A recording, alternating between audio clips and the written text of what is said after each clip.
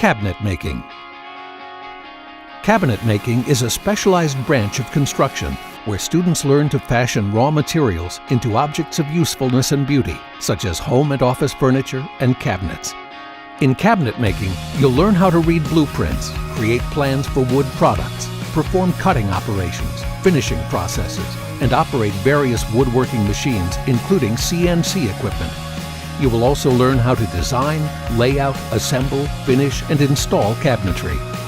Students receive training in precision cutting, shaping, and assembling parts through the use of hand tools, power tools, and woodworking machines. Students in this program will have the opportunity to participate in the finished carpentry construction of the Student-Built House project. Career opportunities for graduates of this program include becoming a cabinet maker, finish carpenter, woodworking machine setup operator, pattern maker, hardware assembler, finisher, and production worker.